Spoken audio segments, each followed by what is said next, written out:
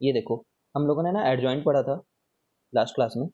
I hope थोड़ा थोड़ा तुम्हें याद होगा, कुछ क्वेश्चंस बनाए होंगे तो परमानेंट याद होगा। एडजॉइंट क्या हुआ करता था? Transpose of cofactor. याद है? पहले कोफैक्टर निकालते थे पूरा, C11 C12 C21 C22, फिर उसका एक बार ट्रांसपोज ले लेते थे। ठीक है, इसका ट्रांसपोज कर लो एक बार। ठीक है, इसको यहाँ पे डाल दो और इसको यहाँ पे डाल दो, तो वो एडजॉइंट कहलाता था। नाउ एडजॉइंट में हमने एक प्रॉपर्टी पढ़ी जो सबसे बेसिक प्रॉपर्टी है एडजॉइंट की, वो ये है कि ए एडजॉइंट ए चाहे लिखो, ठीक है, चाहे एडजॉइंट ए इंटू ए लिखो, ये दोनों क्या निकल कर के आ जाते थे? मॉड ए आई एन, है ना? मॉड ए या फिर डिटर्मिनेंट ए आई एन। ठीक है, और ये दोनों बराबर हैं, सब बराबर हैं लोग, है ना, इसमें जितना भी लिख रखा है।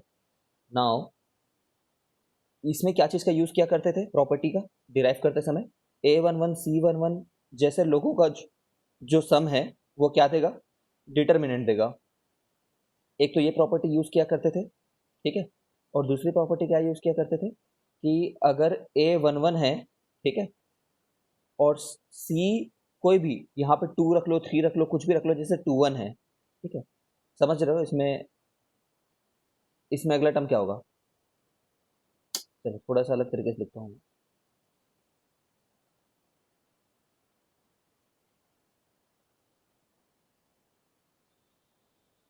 वरना उसके समेशन का एक्चुअल मीनिंग नहीं बता पाऊंगा मैं। यहाँ पे A12 C12, ठीक है, A13 C13, ऐसे जितने भी लोगों का सम था वो डिटरमिनेंट हुआ करता था। और अगर यहीं पे A11 को लेकर के C21 रख लो, A12 को रख करके C22 रख लो, मतलब ठीक है ना, एक वाले रो के सारे एलिमेंट और दूसरे वाले उसके जस्ट करस्पॉन्डिंगली नीचे में जो रखे हुए हैं, अगर रो वाइज सोच रहे हो तो उनके को फैक्टर, ऐसे लोगों का सम जो है वो जीरो हुआ करता था।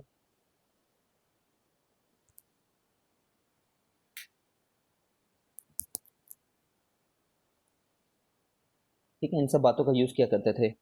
फिर हमने बोला कि ये बहुत ज़्यादा डिटरमाइनिंग प्रॉपर्टी है, मतलब बहुत ज़्यादा इंपॉर्टेंट है। तो जैसे ये क्या हुआ करता था,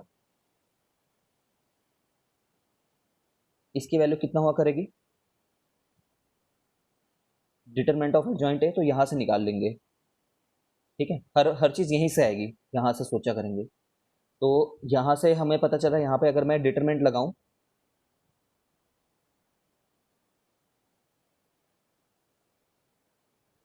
चेक कर सकते हो यार, देवेंद्र चेक कर लेना एक बार।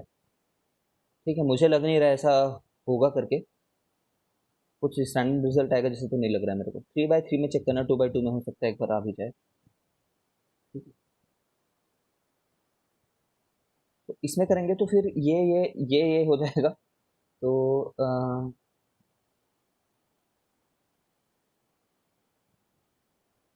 ठीक है ना, इसका आंसर कितना आया करेगा फिर? N-1 कैसे आया करता था? जब इसमें लिया करते थे तो ये हो जाया करता था ऐसे करके।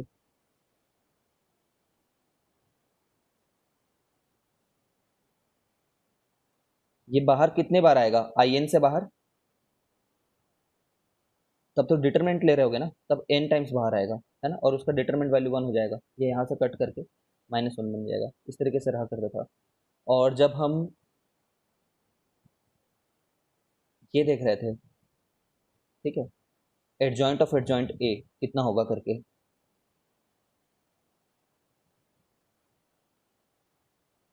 तो भी हमने इसी बात का यूज़ किया कि हमने यहाँ पे ए की जगह एडजॉइंट ए रख दिया।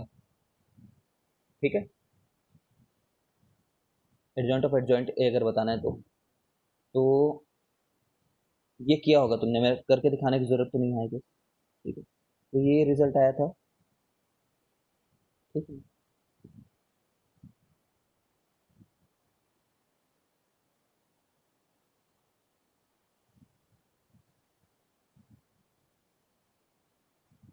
इसको मगअप कर लिए होगे तो आगे बढ़ते हैं। फिर ये वाला चीज़ कर रहे थे, ये वाली चीज़ की समझ शायद अटक गया था लास्ट टाइम क्लास में। एडजॉइंट ऑफ एडजॉइंट ए कितना होगा करके, ठीक है। तो सबसे पहले बात तो रट्टा याद होना चाहिए, प्रॉपर्टी है। मैट्रिक्स में तो भूल जाने का टेंडेंसी बहुत रहता है हमारा, बिकॉज नए टाइप की दुनिया है ये, ठीक है। एडजॉइंट ऑफ एडजॉइंट ए कितना है, mod A N minus two, sorry N minus two A, ठीक है। इसका मॉड लेना है, सॉरी डिटरमिनेंट लेना है, ठीक है। तो डिटरमिनेंट ले लिया ऐसा करके, ठीक है। डिटरमिनेंट लिए, ये तो रिक्वायर्ड क्वांटिटी है तो इसको छेड़े नहीं। यहाँ से कितने बार बाहर आएगा, कितनी बार बाहर आएगा, एन बार, ठीक है। एन बार बाहर आएगा, फिर क्या रह जाएगा इधर, डिटरमिनेंट ऑफ ए रह जाएगा, ठीक है। तो कितना लिख सकता हूँ इसको मैं, determinant of A n square minus two N,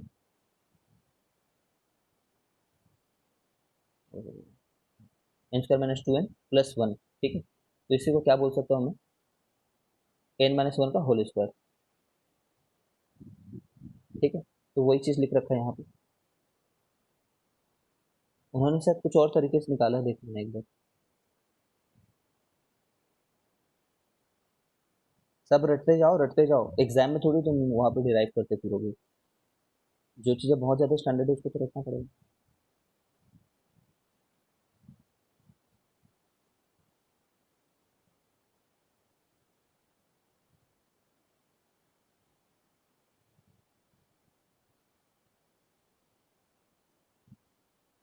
ये क्वेश्चन को एक बार ट्राई करो बनाने का, तुम्हारे सामने।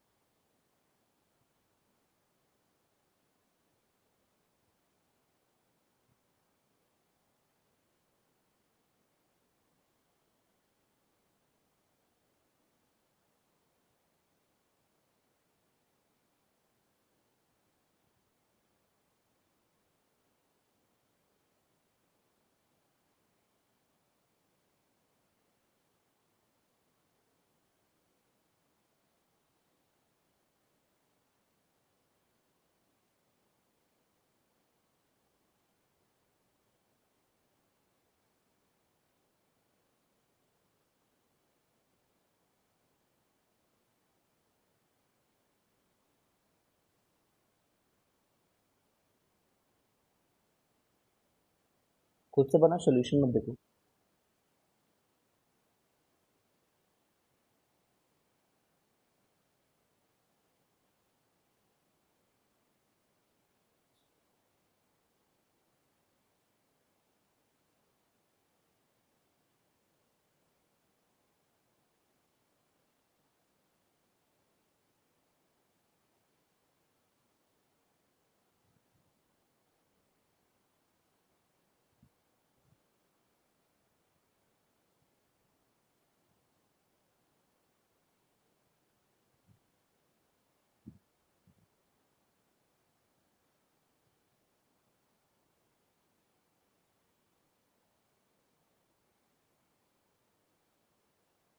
चलो देख लो, अगर नहीं बना पाए हो तो बेसिकली ये दे रखा है, और हम लोग को इतनी सारी क्वांटिटी निकालनी है। तो हम लोग यहाँ तक तो जानते हैं इसको कैसे निकालें करके, ठीक है। और समझ रहे हो ना, ये फिर एक आखिरी में है तो मैट्रिक्स ये, तो मैट्रिक्स के हिसाब से सोच सकते हैं आखिरी में भी इसको, ठीक है।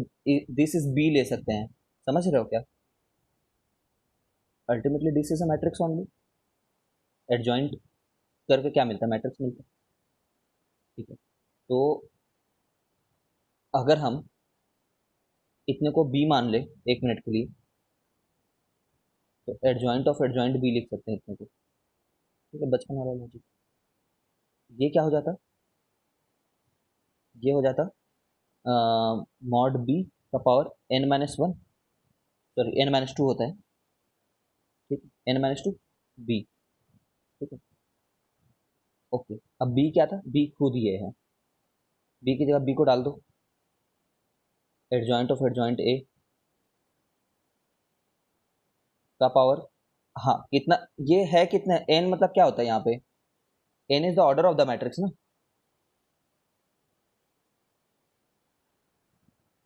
अभी तो इसका मॉड लेना बाकी है, ऐसे नहीं लिया मैंने, ये करना बाकी है, ठीक है। अभी वो करेंगे। ठीक है, वो तो अभी किया ही नहीं है, तो देख लेना फिर ये B is adjoint of adjoint, तो यहाँ पे n is the order of the matrix, इसलिए मैंने एन की जगह पे 3 डाला, तो यहाँ पे 1 आ गया, ठीक है। और बी तो है खुद एडजॉइंट ऑफ एडजॉइंट है, ऐसे करके सोच सकते हो, बना सकते थे, ठीक है। और ये क्या है, एडजॉइंट ऑफ एडजॉइंट का वो मॉड है ना, तो ये इतना आया करता था n-1 का होल स्क्वायर आया करता था, जहाँ तक मेरे को याद आ रहा है, ठीक है। और यहाँ पे adjoint of adjoint A, adjoint of adjoint A लिख करके रखे रहे अपन, ठीक है। तो एन का वैल्यू कितना डालना है मेरे को, 3 डालना है, ठीक है ना, 3 डालूंगा, तो 3 डालूंगा तो 3 - 1 2 4 हो जाएगा ये,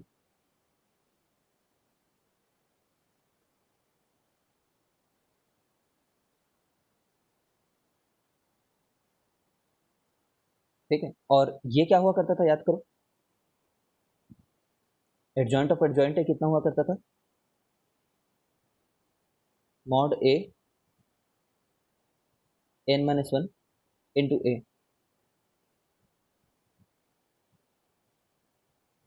मॉड ऑफ n-2 होगा, है ना,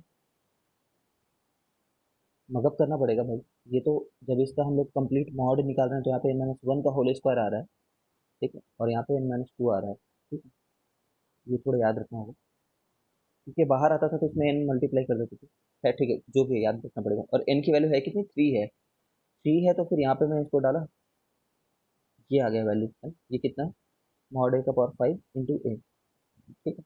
अब इसका मॉड निकालना है तुम्हें, इसका मॉड, है ना, क्योंकि मॉड तो ये पूरे चीज़ का इतने बड़े का मॉड बोला है, तो आखिर में इसका मॉड निकालना है, तो ये जब बाहर आएगा तो कितना हो जाएगा, मॉड ए का पावर 15 हो जाएगा, क्योंकि 3/3 मैट्रिक्स है, ठीक है,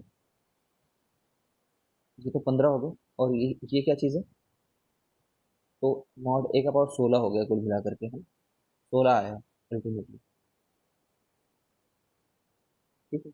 कहीं कुछ और स्टैंडर्ड फॉर्मूले टाइप का दिया होगा तो देख करके नोट्स में लिख सकते हैं, बट मेरे हिसाब से तो यहाँ से यहाँ तक जानते होंगे तो यही तरीका है, बहुत लंबा भी नहीं है सोल्यूशन, देखो एक स्टेप है, 2 स्टेप है, 3 स्टेप, 4 स्टेप, 4-5 स्टेप में हो गई, ठीक है। अल्टीमेटली उसको इक्वेट किया, क्योंकि ये 12 टू द पावर 16 है, समझते होगे कैसे आता होगा ये, है ना, वो बनाया करते थे ना, ग्रुप बनाया करते थे, ऐसा बोला करते थे 2 बार 2 को लोगे और 1 बार 3 को लोगे तो 12 बनेगा, ठीक है। ऐसे कितने बार कर सकते हैं, 16 बार हरकत कर सकते हैं, सर तो नंबर ऑफ मैट्रिसेस कैसा है, ठीक है। तो फाइनली हमारा ये रिजल्ट आ गया, ठीक है ना, कंपेयर वंपेयर करके मान लो, क्योंकि मॉड इसमें x+y+z दे रखा था, ये क्या चीज़ है, कितने ऐसे x y और z रख सकते हो जो नेचुरल नंबर को बिलोंग कर रहे हो, तो वो बेगर्स मेथड या फिर डिस्ट्रीब्यूशन फॉर्मूला, ये याद नहीं क्या तुम्हें,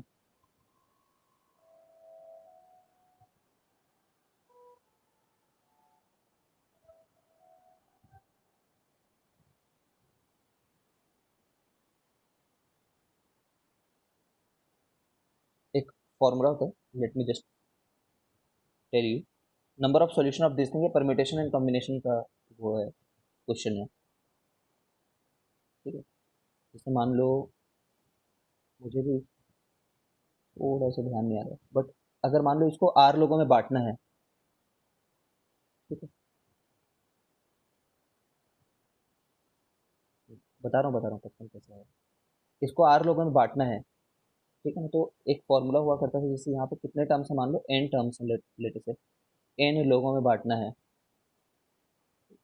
n+r-2 c r, जहाँ तक मुझे याद आ रहा है ऐसे करके फॉर्मूला हुआ करता है, number of ways of distributing r things among n person, ठीक है, आर चॉकलेट है, 3 लोग हैं यहाँ पे, तो यहाँ पे एन की वैल्यू 3 है, आर की वैल्यू 12 है, ठीक है, 12 लोग, 12 चीज़ों को बांटना है 3 लोगों में, है ना, देखो ना, कभी एक्स क्या हो सकता है, 1, ये भी हो सकता है 1, और ये कितना हो सकता है, फिर 10 हो सकता है, ठीक है, ये हो सकता है 2, ये हो सकता है 1, 3 और 9, ऐसे करके, ठीक है, कितने तरीके हैं वो पूछ रहे हैं, तो कितना आ रहा है, 13 से 12 में, फॉर्मूला गलत याद है फिर मेरे को, 13 से 12, जस्ट लेट मी चेक,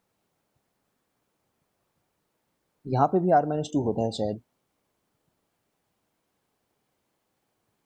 यहाँ पे 13 से अगर 12 10 रहता तो कितना आता? 13, 12, 11 और 1, 2, 3। ठीक है, तब भी नहीं आता, रुको।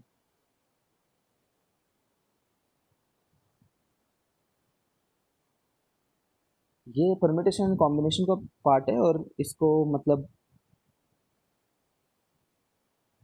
एक बार जब दोबारा रिवाइज करेंगे तब देखेंगे। ये हो रहा है फॉर्मूले में गलत बोल रहा था, 1 होगा और यहाँ पे भी -1 होगा। ठीक, फिलहाल के लिए अभी ऐसे ही याद रखो जहाँ पे।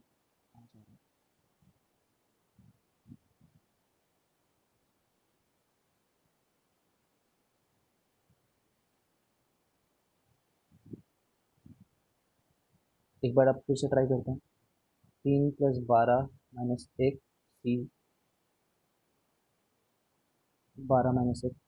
ठीक है, तो 16, 16 × 11, 14 × 11। तो ये कितना हो रहा है? 14, 13, 12, 13 में जा रहा है।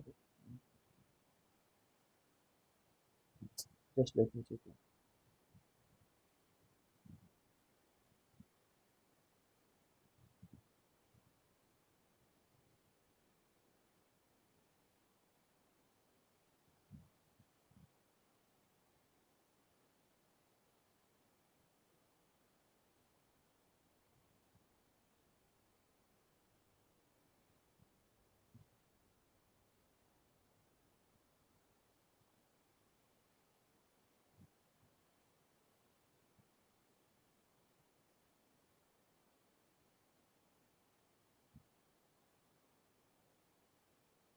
C9 में काम बन जाएगा सर।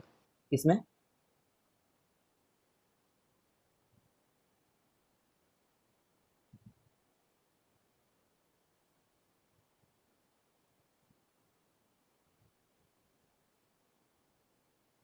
C9 में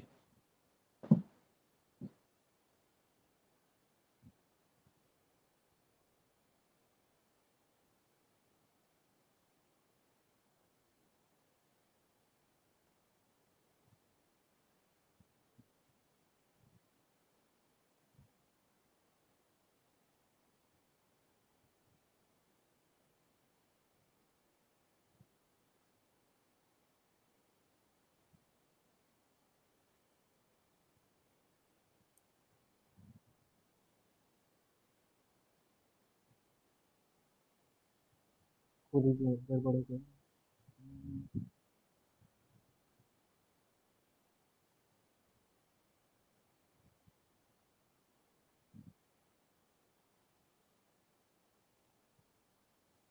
मुझे ध्यान नहीं आ रहा, रुक जाओ।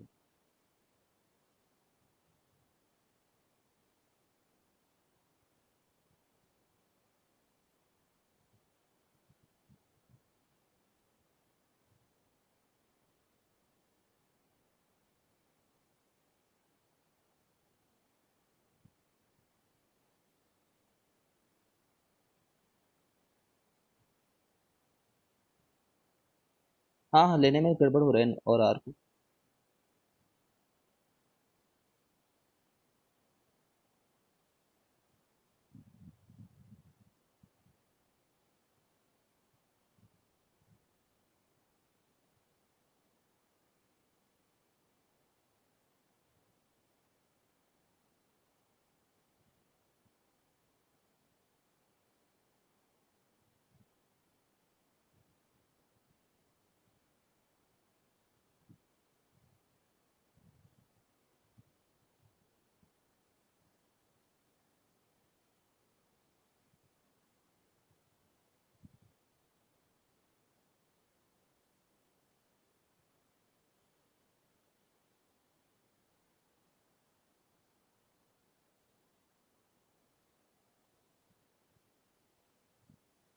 चलो थोड़ी देर रुक जाता है, मैं देख करके बता दूंगा हाउ टू सोल्यूशन करना।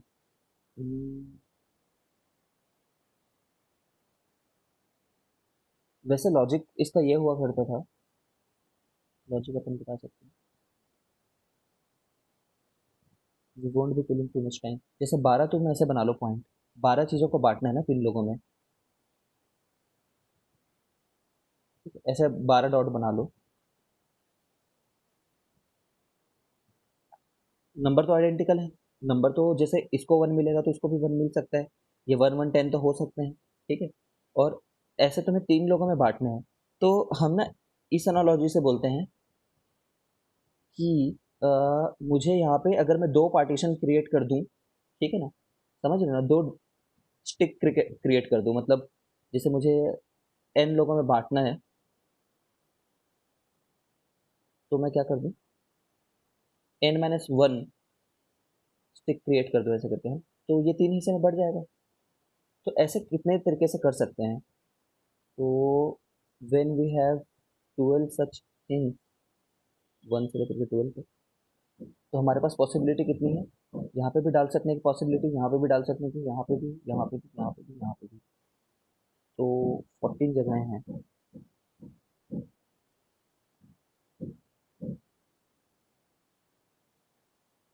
इस तरीके से क्या करते थे। चलो ठीक है, छोड़ो यार, टाइम क्यों ले रहा है ना, during the class I will tell you.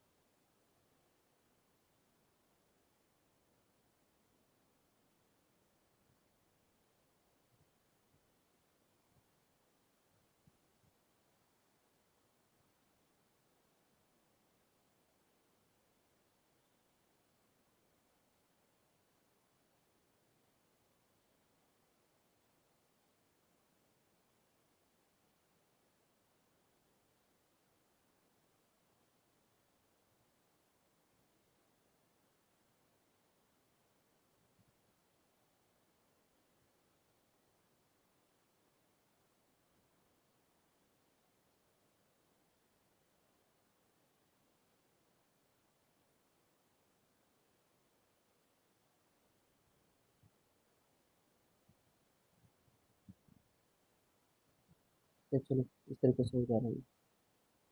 देखो हम क्या करेंगे, 12 ऐसा प्लेसेस रहेंगे,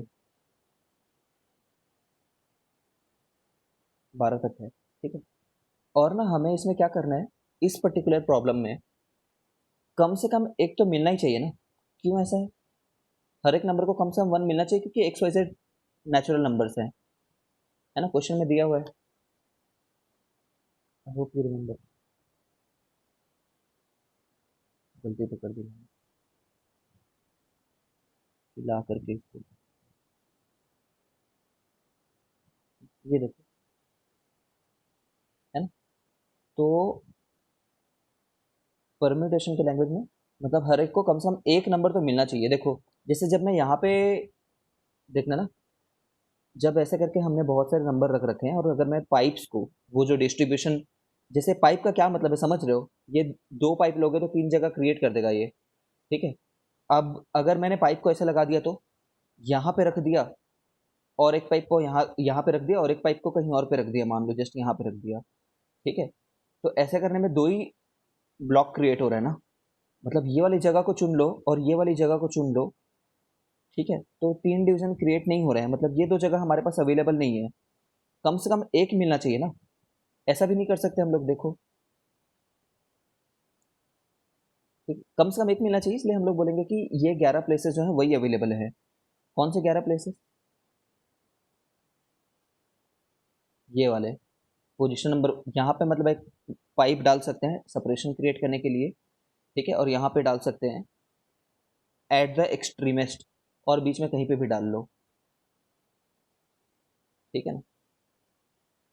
आई होप समझ रहे हो कि कैसे हम लोग बाइफरकेट करके सेक्शन क्रिएट कर रहे हैं, ठीक है? परम्यूटेशन का कंसेप्ट है, तब बहुत आसानी से समझोगे, ठीक है? तो एक लोकेशन ये है, दूसरा लोकेशन ये है, तीसरा लोकेशन है, चौथा है, तो समझ रहे होगे कि अब 11 बज गए होंगे, क्योंकि हर एक के बाद एक रहता तो 12 बोलते, ठीक है? लेकिन इसके बाद वाले को नहीं लेना है, ठीक है? तो 11 रहना है, तो उन 11 में से कोई भी 2 पोजीशन को उठा लो, ठीक है। जब तुम 2 ही पोजीशन को उठा लोगे तभी भी 3 क्रिएट हो जाएगा, 3 पार्ट में डिवीजन हो जाएगा, ठीक है ना। तो ये आंसर है हमारा फिर। तो इसका मतलब कितना हुआ, ठीक है। तो ये 55 यहाँ से आ जा रहा है वो, ठीक है। इसी को फॉर्मुलाइज करना है तो क्या बोलेंगे, हमने जो 12 लोग थे, जो राइट साइड में आर लिख रखा था हमने, है ना, x plus y plus z equal to r, जब भी ये आए क्वेश्चन हमारे पास और इनके कैसे सॉल्यूशन चाहिए हम लोग को, पॉजिटिव इंटीग्रल सॉल्यूशन चाहिए। पॉजिटिव इंटीग्रल मतलब नेचुरल नंबर, तो number of positive integral solution जो है, ठीक है, वो आर में से एक जगह हटाया अपन, ठीक है, उतने में से लिए, कितने कितने बाइफर्केशन क्रिएट किए हमने,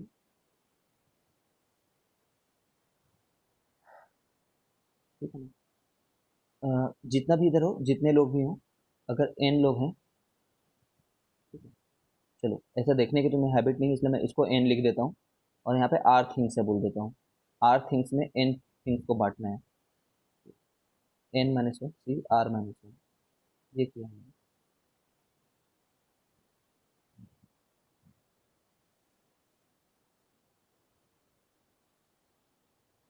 ठीक, फिलहाल के लिए याद रख लो, N minus one R minus,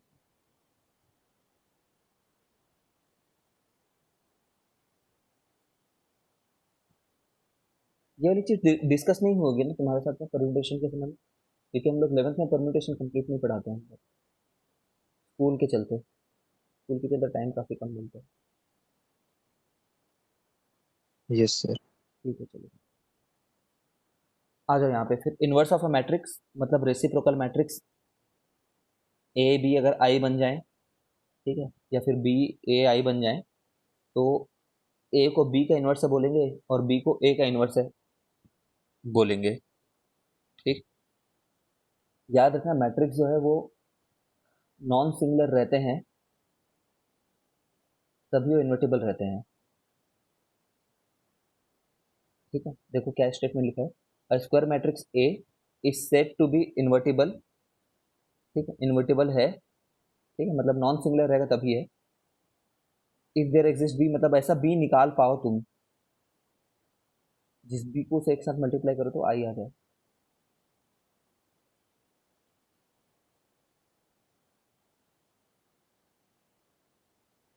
मतलब हर मैट्रिक्स इन्वर्टेबल नहीं है, पहली बात,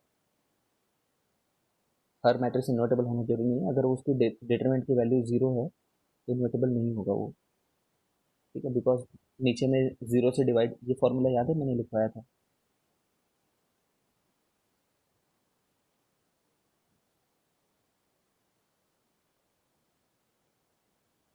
ठीक है, अब ये क्या लिख रखा है, for an involutory matrix A square equal to I होता है, इसलिए उनके लिए ए और ए इनवर्स एक ही जैसे होते हैं, मतलब वो खुद का इनवर्स है। सही बात है, क्योंकि इसमें प्री मल्टीप्लाई कर लो चाहे पोस्ट मल्टीप्लाई कर लो, जो भी तुम्हारी मर्जी हो, अभी मैंने प्री मल्टीप्लाई किया है तो यहाँ पे ए आ जाएगा और फिर ये मल्टीप्लाई करेगा तो इतना ही रह जाएगा, ठीक है। फिलहाल ये चीज़ याद रखो, ये चीज़ हमने करके देखा था लास्ट क्लास में।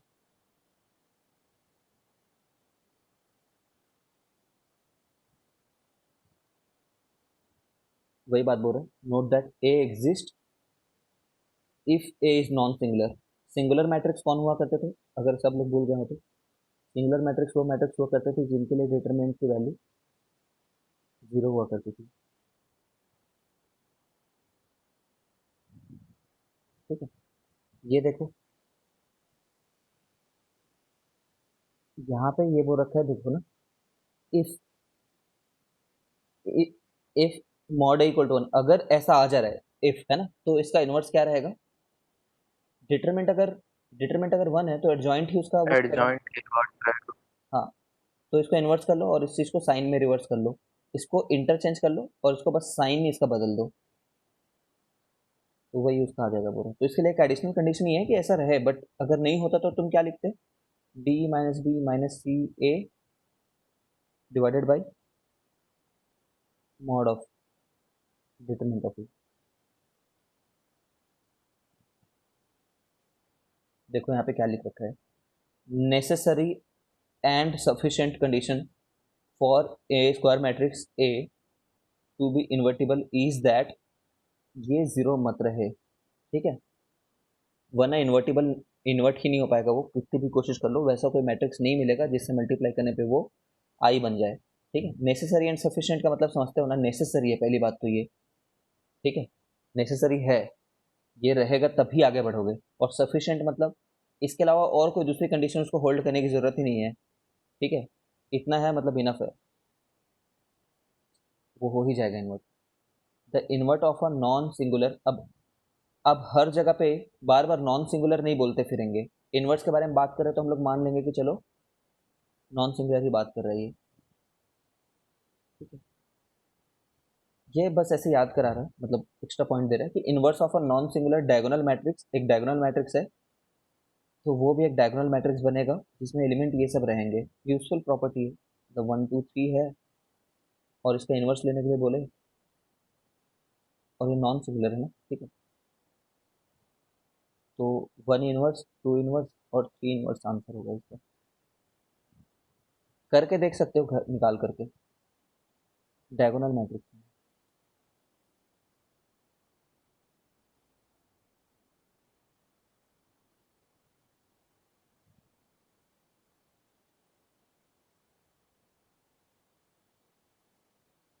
बहुत सारी प्रॉपर्टी आएंगे, सब चीज़ को याद रखना है। देखो, every invertible matrix possesses a unique inverse, मतलब एक से ज़्यादा इनवर्स नहीं हो सकता बोल रहा है, ठीक है, इसको प्रूफ किया है उसने, बट हमें जरूरत नहीं है, हम लोग नहीं करेंगे, ठीक है। प्रूफ करने का एक बार तुम घर में पढ़ना, ऐसा नहीं कि मैं छोड़ रहा हूँ तो तुम भी छोड़ दो, तुम्हें क्या पढ़ना है मैं बता देता हूँ, देखो, what is the theorem, what is the preposition, कि अगर कोई मैट्रिक्स इन्वर्टिबल है तो उसका एक ही इनवर्स एग्जिस्ट करेगा, ठीक है ना, तो तुम बोल दो नहीं नहीं एक नहीं एग्जिस्ट करता है, दो दो एग्जिस्ट करता है बोल दो, कि भाई बी भी एग्जिस्ट कर रहा है और सी भी एग्जिस्ट कर रहा है बोल दो, ठीक है, फिर ठीक है, फिर इसको आगे बढ़ते जाओगे ना तो तुम्हें प्रूव हो जाएगा कि बी ही सी है, तुमने दो होता है बोल दिया और प्रूफ करते करते करते करते गए तो पता चला बी ही सी है, मतलब एक ही एग्जिस्ट कर रहा है ना।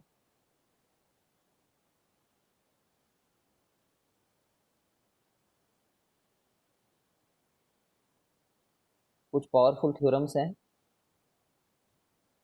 यूज प्रॉपर्टीज हैं, थ्योरम तो नहीं है, मतलब हम सीबीएसई में भी प्रूव नहीं करना, जैसे ए ट्रांसपोज का जो इन्वर्स है वो ए इन्वर्स के ट्रांसपोज के बराबर आया जाएगा, ठीक है, तो याद रख लो इस चीज को, ठीक है। प्रूफ कैसे करेंगे, हाँ, थ्योरम ये है कि अगर ये इन्वर्टिबल है ना तो फिर ए ट्रांसपोज भी इन्वर्टिबल हो जाएगा, तुम खुद सोचो यार, ए इन्वर्टिबल है, इसके लिए कंडीशन क्या है, कि mod of jet of a non zero रहे, और ए ट्रांसपोज क्या होता है, सिर्फ उसका ट्रांसपोज ही तो होता है, जो ऐसे करके रखे रहती हैं उनको हम लोग को वर्टिकल कन्वर्ट कर देना होता है, या फिर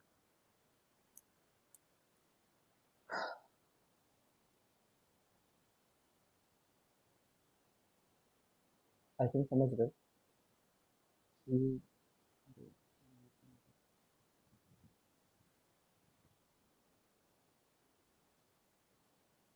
ट्रांसपोज का भी डिटरमिनेंट उतना ही आता है ना, ये जानते हो ना,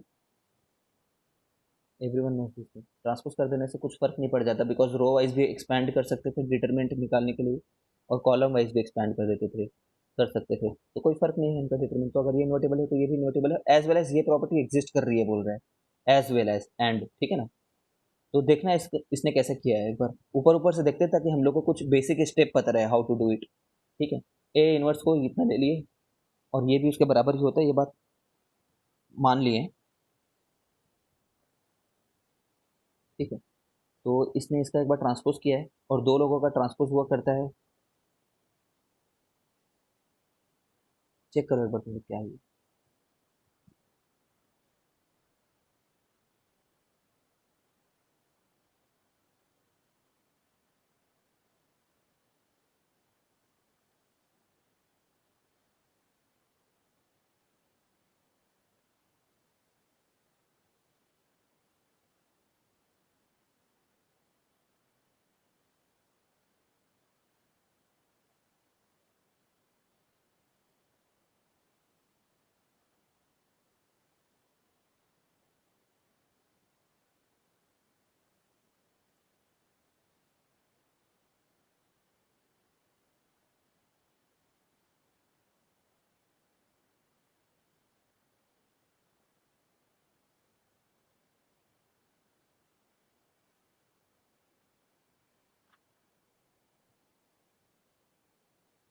समझ गए हो क्या कैसे किया?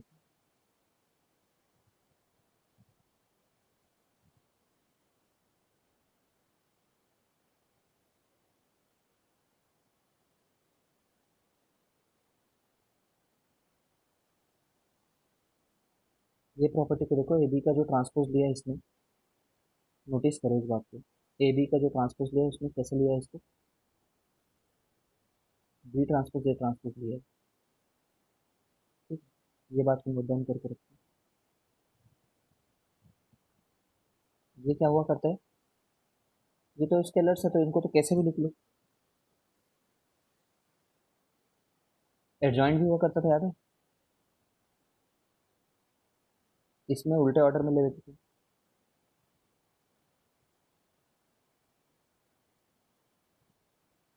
क्विकली रिवाइज करा रहे हैं। अब यहाँ पे क्या हो रहा है, इसका ऑर्डर उल्टा होता है। ये प्रॉपर्टी तुम वेरीफाई कर सकते हो घर पे आराम से, वेरीफाई करना, प्रूफ करने की जरूरत नहीं है। ठीक है, इतना हुआ तो तुम देख रहे हो ये लॉजिक दे रही है कि अगर ए बी अगर आई के बराबर आ जा रहा है, ठीक है ना, तो ये इसका इन्वर्स ही होगा ना। तो वही बोल रहा है कि ए बी अगर आई के बराबर आ जा रहा है, क्योंकि आई ट्रांसपोज तो आई ही रहेगा, आई का ट्रांसपोज, तो ये अगर इनका प्रोडक्ट आई आ रहा है तो ये इसके इन्वर्स के बराबर है करके बोल रहे हैं।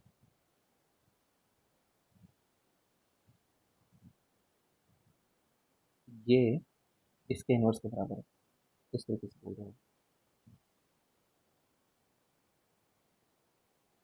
देखो, proof is not that important, जितना हो हमें प्रॉपर्टी याद है।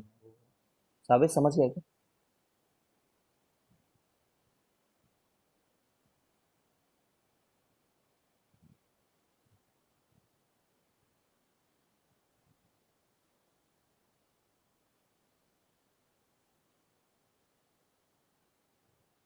फिर से इस वाले थ्योरम में आते हैं।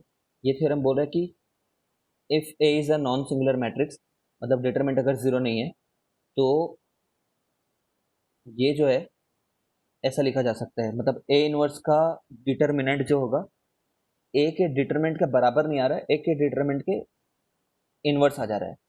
ठीक है, तो कुछ लोग ऐसा बोलते हैं सिर्फ इसको बाहर निकाल पा रहे हैं, ऐसे करके याद रख लो करके, तो याद रखने का तरीका है वो। ठीक है, ऑल्दो फिजिकली वो मतलब नहीं है उसका, ठीक है ना। अभी ऊपर में हमने क्या देखा कि ये जैसे होता है तो इसको इंटरचेंज कर सकते हैं, यही देखे हो ना।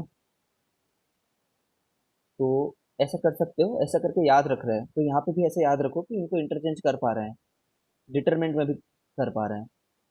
ठीक है, इसको ऐसे यहाँ पे भेज सकते हैं करके। ठीक है, अब याद करने का बस तरीका है। तो दिस इज द, कैसे किए, दोनों का प्रोडक्ट ले लिए, वो तो आई के बराबर रहेगा, फिर उसमें मॉड लगा दिए। जब डिटरमिनेंट लगा दिए हो तो सेपरेट आउट हो जाएंगे, सेपरेट आउट हो जाएंगे तो ये नीचे आ जाएगा। ठीक है, क्योंकि जीरो नहीं है, तब आ जाएगा।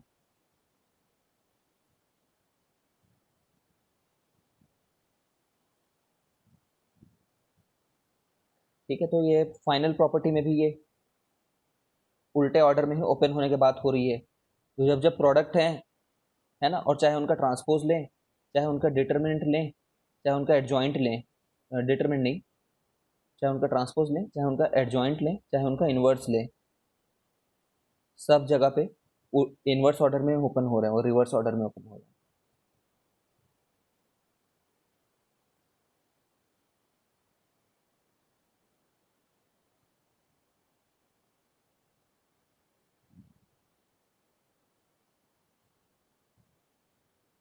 चलो,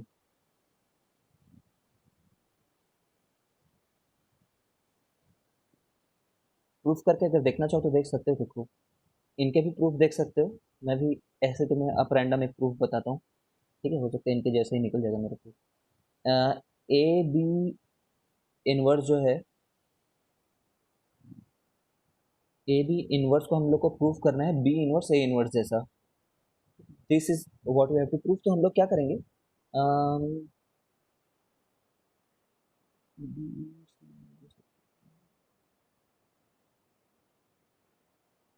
ठीक है, तो इसको तो फ्रंट राइट साइड को हटाओ।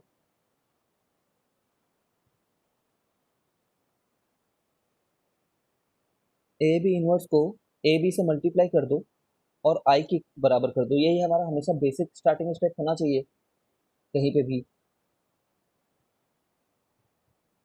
ठीक है, ये बहुत सारे क्वेश्चंस का स्टार्टिंग स्टेप है, अगर तुम अभी तक केस नहीं किया तो कर लो कि हम लोगों को कुछ भी दिया होगा तो हम लोग उसी के इनवर्स के साथ मल्टीप्लाई करके उसको आई के बराबर लाने की कोशिश करेंगे। ठीक है? उसके बाद क्या करेंगे, जो चीज़ को हमें नहीं छेड़ना है, ठीक है, उस चीज़ को वैसे ही रहने दो, ये वाली चीज़ को हटाने की कोशिश करते रहो, ये वाले पार्ट को। ठीक, यहीं से स्टार्ट किए हैं, इसी को ही रहने देना है। ठीक है, उसको मत ही छेड़ो। तो इसको कैसे हटाओगे धीरे धीरे करके, क्योंकि आखिरी में तो तुम्हारा यही आना चाहिए, लेकिन राइट साइड वाला टर्म भी रहना चाहिए। ठीक है, तो राइट साइड वाला टर्म को रखे रहने के लिए देखते रहो। मैं क्या करूंगा, बी के बगल में पोस्ट मल्टीप्लाई करूंगा बी इनवर्स। तो यहाँ पे भी बी इनवर्स मल्टीप्लाई करूंगा, वो आई के साथ मल्टीप्लाई होकर कैसे ही बन गया, क्योंकि आई के साथ मल्टीप्लाई होने का हमें समझ आता है, और ये दोनों मल्टीप्लाई होकर के आई बन जाएंगे। ठीक है, तो यहाँ पे ए रह जाएगा बस। ठीक है, बी इनवर्स रह गया।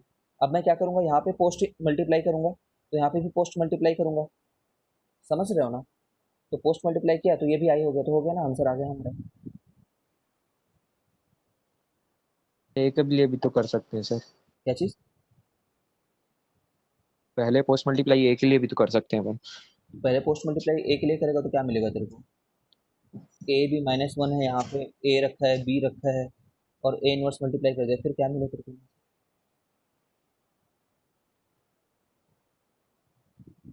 ये कुछ थोड़ी है, ये कुछ चीज़ हमें थोड़ी पता है। ए बी का इनवर्स से थोड़ी बोला है। ठीक है सर, मैं इधर इंटरचेंज कर दिया था उसको। हाँ, इंटरचेंज नहीं कर सकते ना, ऐसे नहीं A B equal to B A नहीं होता। डिस्कनेक्ट करके रुको। हम्म, प्री मल्टीप्लाई से भी नहीं होगा भाई, कैसे प्री मल्टीप्लाई हो जाएगा?